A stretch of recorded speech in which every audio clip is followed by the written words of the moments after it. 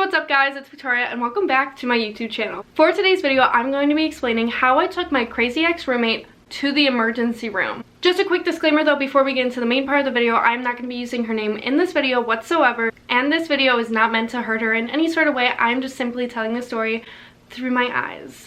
So with that out of the way, let's just hop right into the video. Okay, so this story actually happened about sometime last year during the second semester. This one particular roommate of mine and I got like super close, to the point where we hung out every single day. And actually when we hung out, one of our favorite things to do was to head down to the Coliseum. It's this place downtown Tampa where people watch the river walk and just like hang out. Anyway, one particular night, my roommate and a couple of our friends decided we were gonna go down to the Coliseum. Now, side note, my roommate was actually in a boot, and while she was in this boot, she decided that she was not going to use her crutches. So she would just walk straight on this boot, which you're not supposed to do. But she was so adamant on us going to the Coliseum that she decided to just walk on it and head down there anyway. So as we were walking to the Coliseum, she was saying how her foot was starting to hurt and that she wanted to head back to our apartment on campus. And obviously we were not going to push her, so we decided to head back. Now, when we were heading back to our apartment on campus, this group of guys on scooters came up to us and asked for directions to the Coliseum. My roommate decided to give them the directions, and as she was explaining it to them, she also said like, oh, we were just coming back from there. When the guys heard this though, they were like, oh, why aren't you guys going anymore? Is there like something going on? She's like, oh no, like my foot's just bothering me, like it's not a big deal, like I'm just heading back to my apartment. So he was like, if you're having a problem with your foot, like you can just take my scooter and we can all go down there together. Now this is when the event started to turn, okay? Because another side note real quick, we had been drinking quite a bit. So I told my roommate like it was not a good idea for her to be driving the scooter because 1, she's been drinking, 2, she's in a boot, 3, it's just not a good idea. As I'm telling her this, she's like, you know what, Victoria, you just need to relax, like it's fine. So she ends up getting on the scooter, and as she gets on the scooter, one of our guy friends was like, you know what, let me hop on the scooter with you. So as we're walking, I'm watching my roommate and my guy friend on the scooter driving down the sidewalk. Now this is the part of the story where shit just hits the fan, because as they were driving, I hear my roommate go, I can't find the brake, and I see her using her hands up here to try to get the brake. But here's the thing, the brakes aren't up here, they're on the back. And why can't she get to the back?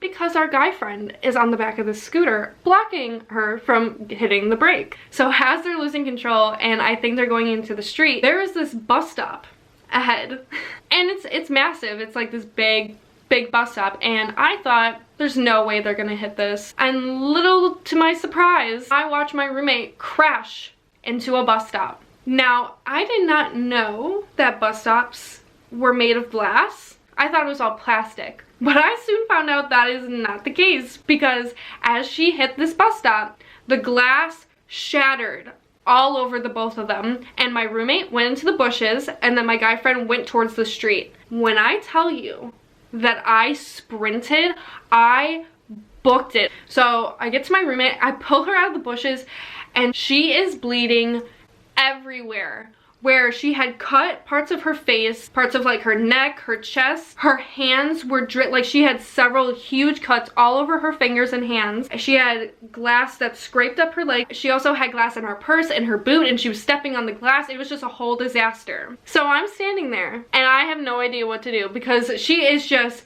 bleeding everywhere, crying, laughing, like she doesn't even know what her response is. I don't even think we could believe that she crashed into the bus stop, but the amount of glass and blood that was everywhere, we were just like, this is not it. So I look at my guy friend and I was like, okay, your apartment's right across the street. Can we please take her to the apartment on campus and just like get her bandaged up so we could take her to the hospital? And right when my roommate heard hospital, she's like, no, you are not taking me to the hospital, I'm fine, like I just need bandages, like just take me there. And I'm like, okay, let me just clean the glass out really quick. Let's just start with that. So my guy friend and I take both her hands and we walk her to his apartment on the other side of the street. Now, his apartment was an on-campus apartment, so that means that there's RAs. And when the RA saw my roommate, I think her mind exploded. I end up taking my roommate to the downstairs bathroom in the apartment complex, and I start washing out all the glass on her fingers and like her hair. I'm just trying to get rid of the glass at this point. Like the bleeding is, it's not stopping. So the RA is like, actually, like I'm in nursing school right now, I can bandage her up. And we're like, okay, if you can bandage her up, that would be amazing. So the RA sits her down, bandages her up. I'm like trying to pick glass out of her hair as she's sitting and getting her wounds wrapped up. As I'm picking out the glass, I'm like, okay, it's just not going away. Like, we need to give you a shower, like, right now. So my guy friend and I end up bringing my roommate up to his room, and we ended up washing her hair, washing like her cuts and everything, and we get her new change of clothes. My roommate though is adamant that she's fine, that she doesn't need a hospital, that she doesn't need to go to urgent care. She is completely fine. It's like 2 in the morning. She's trying to live her best life. So she decides she's gonna keep drinking. So I'm like, you know what, you're your own person. I can't control you. If you want to keep drinking, you live your best life, but we're going back to our apartment, so I at least know everything is under control. So we go back to the apartment. I end up going to sleep, and I think everything's fine. I end up getting woken up at 5, 6 o'clock in the morning to my roommate in my face screaming how she's in so much pain because when we went to bed, she decided to take off her bandages and to wrap her open cuts with paper towels, which is probably the worst thing that she could have done, because when she woke up in the morning, she forgot that she had wrapped it in paper towels and ripped it. And when she ripped off this paper towel, her loose skin came with it and reopened her finger even more. So she is in my face screaming how she needs to go to urgent care, and she is bleeding all over my floor. Now, I had just woken up, so I'm like, huh, like, what is going on? Like, what are you talking about? And she's showing me her hand, and there is just blood going all the way down her arm, going, you need to take me to urgent care right now. So I'm like, okay. So I get up and I drive her to urgent care, and it is taking forever. She's literally sitting in the waiting room bleeding all over this floor, and no one seemed to care.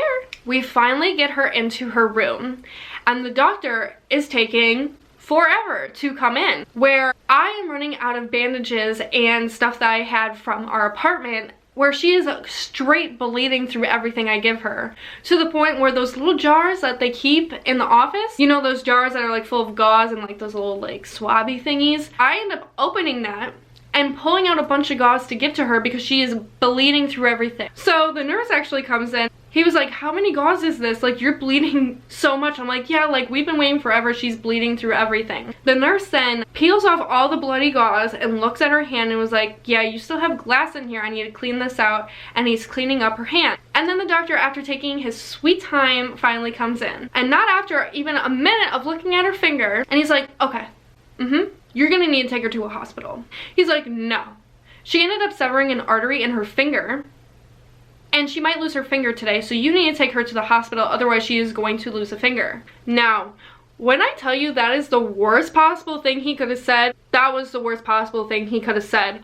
My roommate started freaking out. So I'm like, okay, like, if she needs to go to a hospital, like, what is the address? Like, I need to take her there right now, right? And he goes, yeah, let me just bandage her up really quick, and here's the address. So I get the address. I drive my roommate to the hospital. Now, this was all during like COVID season, like the very beginning of COVID, where hospitals were just starting to test for it. There was no quarantine at this point. The schools hadn't been shut down yet. So when we go into the hospital, we have to get like our temperatures taken. We have to prove that we don't have a fever to prove that we don't have COVID. So that took another like 40 minutes, and she's like bleeding through this new thick bandage. And we finally get her into the hospital to see a doctor. The doctor comes in and was like, okay, what seems to be the problem? Like, what exactly happened? So we explain everything. And then we explain that the urgent care doctor said she severed an artery and that she was going to lose a finger. The emergency room doctor looks at me and he goes, she severed an artery in her finger?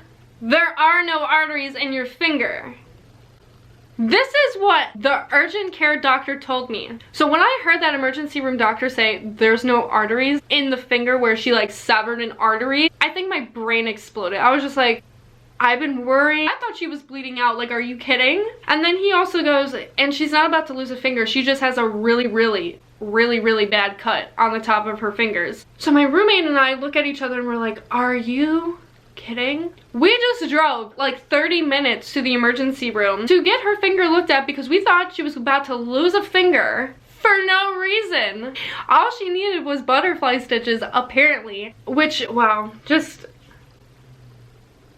my roommate and I were just like mind blown. Thankful, but mind blown. So she ends up getting fixed up, gets like the cuts on her head looked at and her legs, and she's all ready and set to go. And then we went home that night and she ended up partying it up and living her best life with her boot and her giant bandages, just living her best life. So yeah, that is the story. If you guys did end up liking this video, please make sure to give this video a big thumbs up and to hit that big red subscribe button right down below. Please make sure to put in your post notifications so you know when I post next, because I post and will be posting every Wednesday and Friday now. But yeah guys, that is the end of the video and I hope to see you guys in the next one.